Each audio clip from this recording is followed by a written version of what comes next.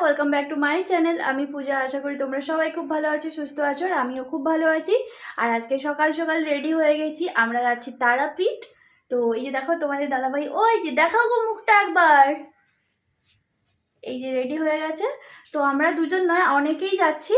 তো চলো এখন রেডি হয়ে এখন আমরা যাব রাস্তাতে, ওখানটায় গাড়ি আসবে, তারপরে উঠবো।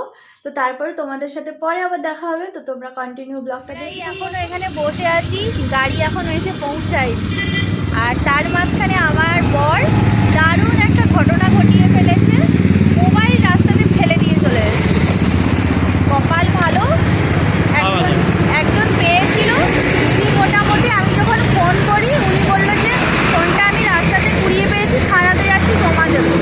মানে খুব ভালো বলে আর কপাল ভালো বলে ফোনটা পাওয়া গেছে, নাহলে আজকে এই কপালে প্রচুর দুর্ভাগ্য ছিল।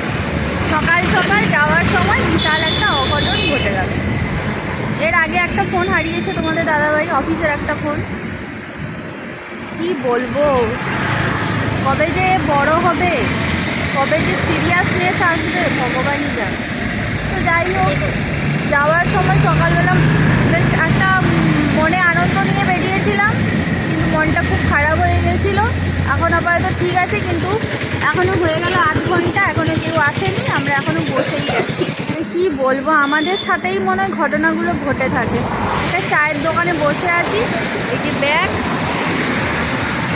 তো ফাইনালি সবার সাথে দেখাও হয়ে গেছে, আমরা গাড়িতে উঠে অনেকটা চলেও এসেছি, নবান্নতে চলে এসেছি। এখন নবান্ন হোটেলে আমরা সবাই মিলে খাওয়া দাওয়া করব, তারপরে তারাপীঠে রওনা দেবো। তো ভেতরে ঢোকার আগেই তো তোমরা জানো সামনে ফুল গাছগুলো থাকে, আর যেহেতু এখন শীতকাল অনেক রকমের ফুল চারা লাগিয়েছে, তো তাই সবাই মিলে একটু ফটো সেশন করে নিচ্ছে। তো ফাইনালি আমরা নবান্ন হোটেলের মধ্যে ঢুকেও গেছি, আর আমরা এবারে বাইরে খাইনি, আমরা এবারে ভেতরের দিকটাতে বসেছি, মানে যে কেবিনগুলো থাকে তার ভেতরে বসেছি। কারণ কি বাইরে প্রচন্ড ভিড় ছিল, যেহেতু আমাদের অনেকজন, তো সবাই আমরা চাইছিলাম একটা জায়গায় বসবো, কাছাকাছি বসবো, কিন্তু ওই সামনে প্লেস হচ্ছিল না। তাই ওনারাই বললেন যে ভেতরে চলে যান, একসাথে জায়গাটাও অনেক পাবেন এবং তাড়াতাড়ি খাবারটাও দিয়ে দিতে পারবেন। আর এই যে দেখতে পাচ্ছ অলরেডি খাবারও দিয়ে চলে গেছে। আমার বর ধোসা খাচ্ছে, আর আমাদের কুট্টুস সোনাও ধোসা খাচ্ছে, আর ওদিকে বৌদিরও ছোলা ভটোরে দিয়ে গেছে। আর বাকি আমাদের তিনজনের ধোসাটা বাকি আছে, তার জন্য বসে আছি। যেহেতু একসাথে বসেছি, সবারটা দিলেই খেতে ভালো লাগবে, তাই ওয়েট করা। ফাইনালি সবার খাবার দিয়ে চলে গেছে। তো অলরেডি সবাই খাওয়া স্টার্ট করে দিয়েছে। আমাকে বলেছিল কয়েকটা পিকচার তুলে দিতে, তাই আমি পিকচারটা তুলে দিয়ে খাবো বলে ওয়েট করছিলাম, আর তোমাদেরকে সবাইকে একটু দেখিয়ে দিলাম। আর উল্টো দিকে বাকি দাদারা বসেছেন। ব্রেকফাস্ট কমপ্লিট করে সবাই গাড়িতে উঠে গেছি, এবং গাড়ি নিজের মতো করে চলছে, আর গাড়ির মধ্যে সবাই যে যার মতো করে এনজয় করছে, তাস খেলছে, গল্প করছে, গান শুনছে। আর আমি বসে বসে ভাবলাম একটু ভিডিও ক্লিপ করি, তোমাদের সাথে শেয়ার করব। আমরা তারাপীঠে পৌঁছে গেছি প্রায় 4:30 নাগাদ। তো আমরা এসে লাঞ্চ করেছি, তারপরে হোটেলে ফ্রেশ হয়ে ড্রেস চেঞ্জ করে সবাই একটু চলে এসেছি মায়ের মন্দিরে দর্শন করব বলে। যেহেতু আমরা পরের দিন ভোর ভোর পুজো দেব, তার জন্য আমরা আগের দিন সবকিছু জেনে নিই, এখন কি আসতে হবে না আসতে হবে সবকিছু। ওই যে পান্ডা থাকে না, ওনাদের সাথে কথা টথা বলে কিছু আমরা কনফার্ম করে দিয়ে যাই। আর দেখতে পাচ্ছ মন্দিরে কি পরিমাণে ভিড় হয়েছে, রাত্রেবেলাতেও এই পরিমাণে ভিড় হয়েছে পুজো দেওয়ার জন্য। আমি তোমাদেরকে একটু পুকুরের পাড় থেকে দেখালাম জুম করে। তো সব জায়গায় প্রণাম করা হয়ে গেছে, প্রণাম করে সব কথাবার্তা কমপ্লিট করে এখন আমরা চলে যাব শ্মশান মন্দিরে। আমরা ভেবেছি এইবারে রাত্রেবেলায় শ্মশান মন্দিরে পুজোটা দিয়ে দেব, কারণ সবাই বলে যে আগে শ্মশান মন্দিরে পুজো দিতে হয়, তারপরে তারা মায়ের কাছে পুজো দিতে হয়। এই যে দেখতে পাচ্ছ শ্মশান মন্দির, আর শ্মশান মন্দির মানেই বুঝতে পারছো এখানে অন্ধকার, লাইট খুব কম থাকে। প্রত্যেকটা মন্দিরে পুজো দিলাম, ধূপ জ্বালালাম, প্রদীপ জ্বালালাম, মোমবাতি জ্বালালাম। তোমরা তো দেখতেই পেলে শ্মশান মন্দিরে পুজো দেওয়া কমপ্লিট হয়ে গেছে। এখন আমরা হোটেলে চলে এসেছি, আর এই রুমটাতে আমরা সবাই মেয়েরা আছি, আর বাকি দুটো রুমে বাকি ছেলেরা আছে। আমরাই বলেছিলাম যে আমরা সবাই একসাথে থাকবো, কারণ কি সবাই মিলে একসাথে মেয়েরা থাকলে খুব মজা হয়। এর আগের বারে কাপেলরা আলাদা ছিল, তার জন্য অতটা মজা হয়নি। তো এখন আমরা সবাই একটু বসছি, কথা বলছি, গল্প করছি, রাতের সবাই ডিনার করব, তারপর ঘুমিয়ে পড়বো। পরের দিন সকালে উঠে আমরা সবাই মায়ের মন্দিরে পুজো দিতে যাব। তো জানি না কতটা কি ভিডিও করতে পারবো, চেষ্টা করব যতটুকু পারবো তোমাদের সাথে অবশ্যই শেয়ার করব। সকাল সকাল আমরা স্নান করে পুজো দিতে চলে এসেছি। পুজো অলরেডি আমার দেওয়া হয়ে গেছে, কিন্তু দুর্ভাগ্যের বিষয় আমি সেভাবে ভিডিও করে উঠতে পারিনি, কারণ প্রচণ্ড ভিড় ছিল আর অনেকটা সময় লাইনে দাঁড়াতে হয়েছিল।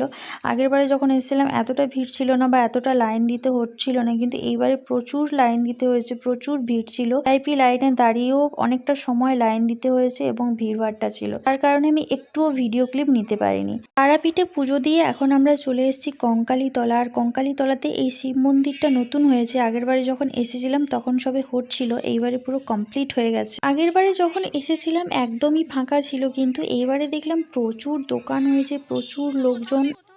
এমনকি এবারে এসে এখানে দেখলাম এখানে বিয়েও হচ্ছে, আর দেখতেই পাচ্ছ চারদিকে প্রচুর দোকান হয়েছে, আর এখানটায় রাশি রাশি ডালা সাজানো আছে, যেগুলো নিয়ে তোমরা মন্দিরে পুজো দিতে পারবে।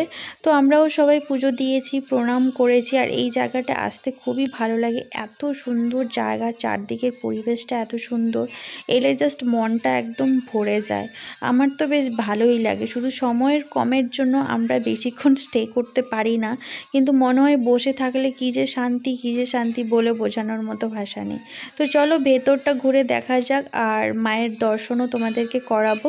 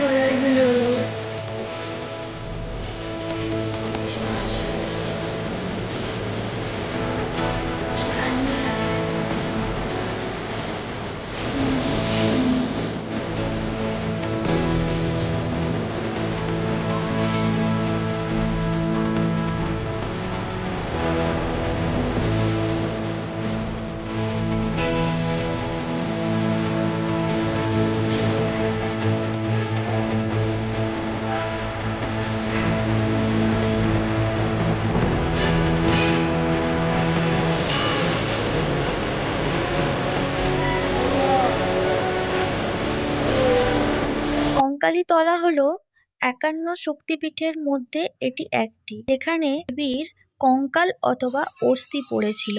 আর এই যে পুকুরটা দেখতে পাচ্ছ, সবাই বলে এই পুকুরটাই হচ্ছে নাকি সেই জায়গা যেখানে দেবীর অস্থি বা কঙ্কাল পড়েছিল। তাই এই পুকুরের জলে কেউ পা দেয় না, সবাই এইখানটায় জলে হাত দেয়, এই জল মাথায় ছোঁয়ায়, কিন্তু এই পুকুরে কেউ পা দেয় না। এটি হলো বীরভূম জেলার বোলপুরের কোপাই নদীর তীরে এই মন্দিরটি অবস্থিত, তাই এটির নাম হচ্ছে কঙ্কালীতলা মন্দির। যারা আসবে তারাপীঠ, তারা অবশ্যই এই শক্তিপীঠগুলো দর্শন করো। আর একটা আছে নলাটেশ্বরী মন্দির, সেটা আমি এর আগের ভিডিওতেও তোমাদেরকে দিয়েছিলাম, আগের বারে যখন এসেছিলাম। কঙ্কালীতলাতে আমাদের পুজো দেওয়া হয়েও গেল, দর্শন করাও হয়ে গেল, ঘুরেও নিলাম, তোমাদের সাথে একটু শেয়ারও করলাম। এখন আমরা একটু চা খাবো, আর এই যে ছোট ছোট স্টলগুলো আছে সেগুলো একটু তোমাদের সাথে শেয়ার করলাম। এগুলো আগের বারে ছিল না, এইবারে দেখলাম নতুন হয়েছে। বোলপুর শান্তিনিকেতন আসবে আর এইসব জিনিস দেখতে পাবে না, সেটা কখনো হতে পারে? এত সুন্দর হাতের কাজ, এত নিখুঁত কাজ, যেটা দেখলেও মানে দাঁড়িয়ে দাঁড়িয়ে দেখার ইচ্ছে জাগে। তো সেই জন্যই তোমাদের সাথে শেয়ার করলাম। আর আজকের ভিডিওটা কেমন লাগলো অবশ্যই কমেন্ট করে জানাবে, যদি ভালো লেগে থাকে তাহলে অবশ্যই লাইক, শেয়ার অ্যান্ড সাবস্ক্রাইব করে দিও। আজকের ভিডিওর কোন পার্টটা তোমাদের ভালো লাগলো অবশ্যই কমেন্ট করে জানিও। আজকের মতো সবাইকে টাটা, বাই বাই। সবাই খুব ভালো থাকো, সুস্থ থাকো, নতুন বছরের অনেক অনেক শুভেচ্ছা। দেখা হচ্ছে নেক্সট ব্লগে।